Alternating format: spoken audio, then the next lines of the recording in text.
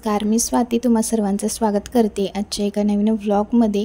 व्हिडिओला सुरुवात करते। व्हिडिओ शेवटपर्यंत नक्की पहा। चॅनलवरती नवीन असाल किंवा माझे व्हिडिओ तुम्हाला आवडत असतील तर प्लीज चॅनलला सबस्क्राइब देखील करा आणि व्हिडिओ कसा वाटला हे कमेंटमध्ये नक्की सांगा। चला तर मग व्हिडिओला सुरुवात करते। तर आज आहे दसरा, त्यामुळे सर्वात आधी तुम्हा सर्वांना दसऱ्याच्या खूप साऱ्या शुभेच्छा। आणि आता वाजले होते बरोबर सकाळचे 7, त्यामुळे तुम्हा सर्वांना शुभ सकाळ आणि आजचा दिवस तुम्हा सर्वांना खूप छान जावो। तर आता बघा 7 वाजले होते, मी सकाळीच उठले होते पण आज काही टिफिन दिला नाही, कारण की 2-3 दिवस झाल्या माझी तब्येत ठीक नव्हती, जसं की गेल्या व्हिडिओमध्ये मी सांगितलं। पण आज थोडंसं बरं होतं, पण तरी देखील काही टिफिन वगैरे दिला नाही। म्हटलं चला फक्त नाश्ता बनवून देऊ, पण तेही बोलले की नको नाश्ता आणि पुरणपोळी पण करू नको असं जाताना सांगितलं होतं, कारण की बरं वाटत नाही तर जास्त काय त्रास करून घेत बसू नको। संध्याकाळी आपण खीर बनवू तेवढंच गोड काहीतरी, पण माझं काय मन राहवलं नाही आणि मी पुरणपोळीचं जेवण करून घेतलं।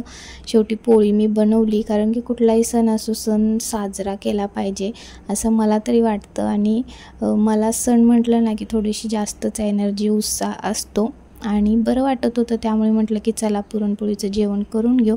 कधीतरी बघा असं होतं ना, जास्तच बरं नसलं तर ठीक आहे, पण होत असलं तर करावं, कारण की सणवाराच्या दिवशी झोपून राहणं किंवा घरची बाई आजारी पडली ना, ते घरचं वातावरणच एक वेगळं होतं असं मला तरी वाटतं। त्यामुळे मग सणवाराच्या दिवशी झोपून राहणं मला तरी काही बरोबर वाटत नाही। जास्तच बरं वाटत नसलं तर ठीक आहे, पण होत असलं तर करावं। आणि माहिती ना 7 वाजण्याआधीच मी आता तसं बघायला गेलं ना तर रोजच्या कामाची सुरुवात माझी स्वयंपाकापासून होते, कारण टिफिन वगैरे असतो त्यामुळे। पण सणवार असला ना त्या दिवशी मात्र कामाची सुरुवात स्वच्छतेपासून होते, कारण की सकाळी सकाळी घर बाहेरचं म्हणजे घरदार छान स्वच्छ झाडून पुसून अगदी स्वच्छ असावं, त्यामुळे घरचं वातावरण छान राहतं, फ्रेश वाटतं, प्रसन्न वाटतं आणि ते सगळं आपल्या हातात असतं घरचं वातावरण कसं ठेवायचं ते। आणि सुरुवाती स्वच्छतेपासून असावी, कारण की घर घाण असलं ना की बघा एक वेगळीच म्हणजे घरचं वातावरण एक वेगळंच होतं किंवा स्वतःची चिडचिड असं होतं।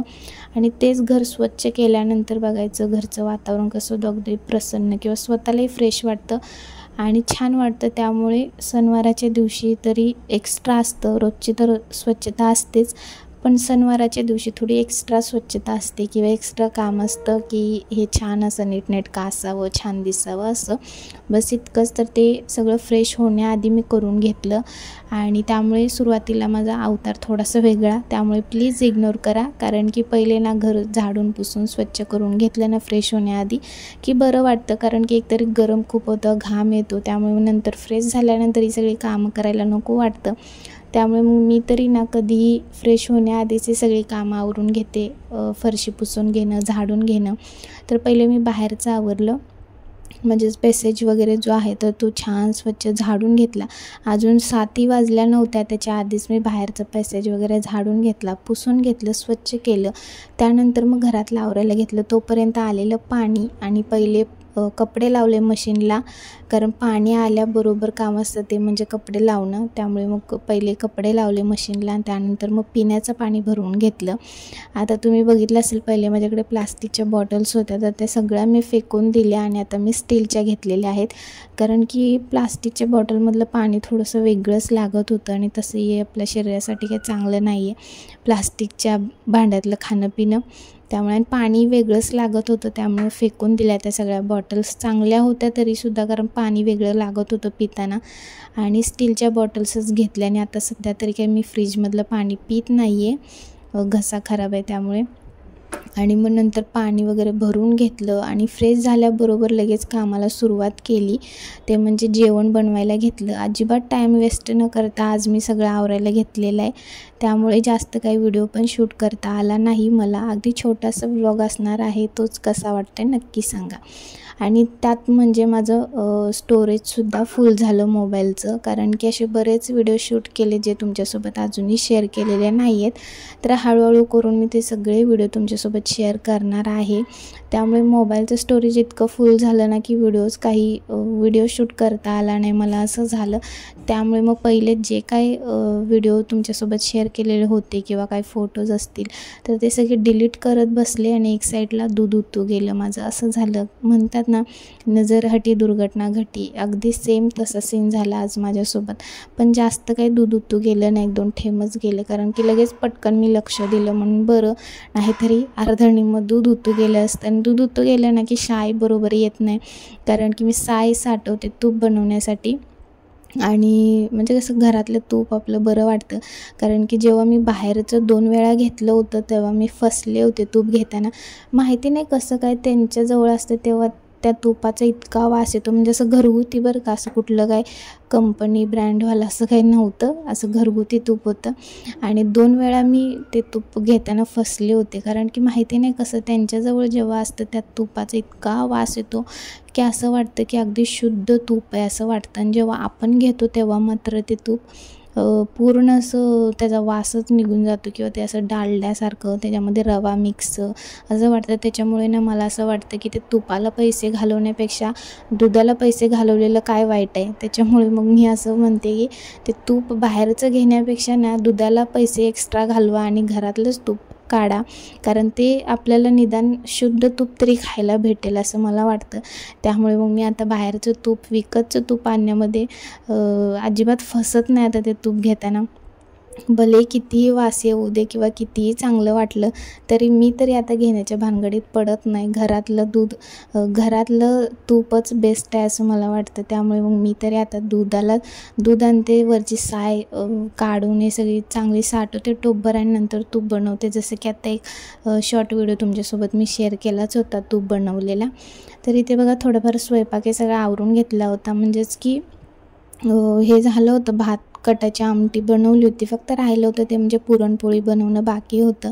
तर म्हटलं चला आता थोडासा टाईम झाला आहे तर दरवाजाला तोरण वगैरे लावून घेऊ आणि दारावर पण रांगोळी वगैरे काढायची. ते बाहेर काही रांगोळी काढलेली नाही आहे, कशी काढली ते तुम्हाला मी दाखवतेच आता. तरी ते बघू शकता आता सेफ्टी डोअर लावला आहे तेव्हापासून तर काही दरवाजाला तोरण वगैरे काहीच लावलेलं नाही आहे आणि लावता पण येत नाही आहे, कारण की मग दरवाजाला तोरण लावलं ना की मग दरवाजा जो आहे ना सेफ्टी डोअर तो व्यवस्थित उघड झाक बंद करता येत नाही. त्यामुळे मग मी काय केलं, दोन्ही साईडला चौकटीलाच मी दोन्ही साईडला जे काय ते स्टिकर मिळतं ना चिटकवायचं, अडकवायचं स्टिकर असतं बघा ते, तर तेच लावून घेतलं दोन्ही साईडला.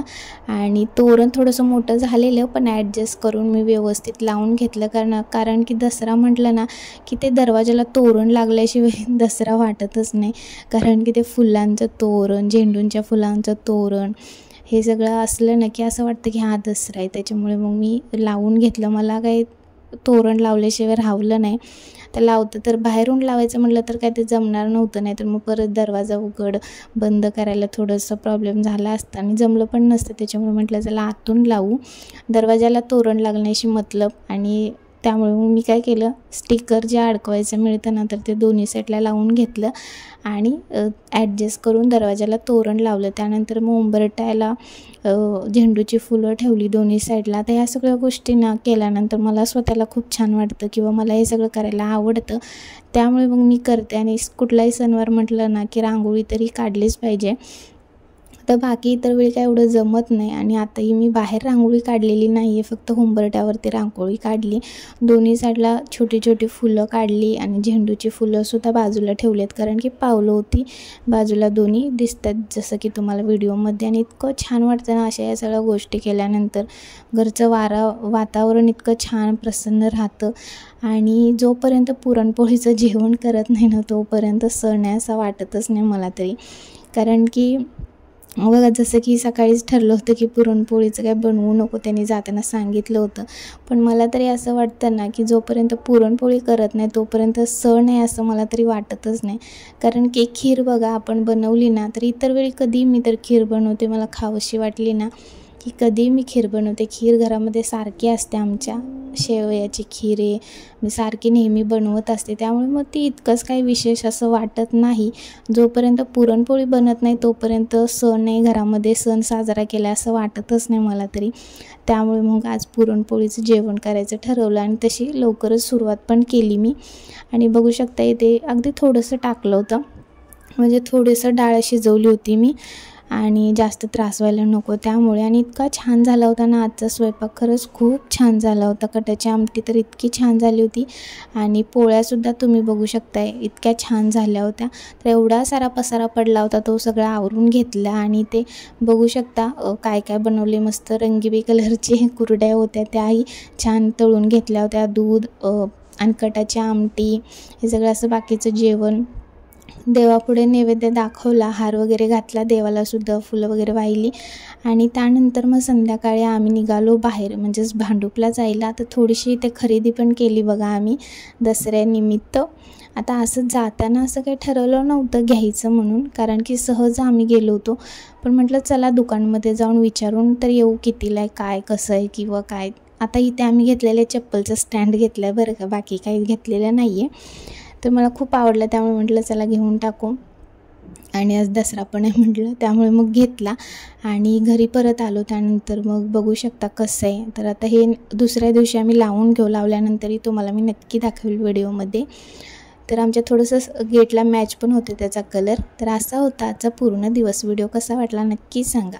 परत भेटू छानशा व्लॉगमध्ये.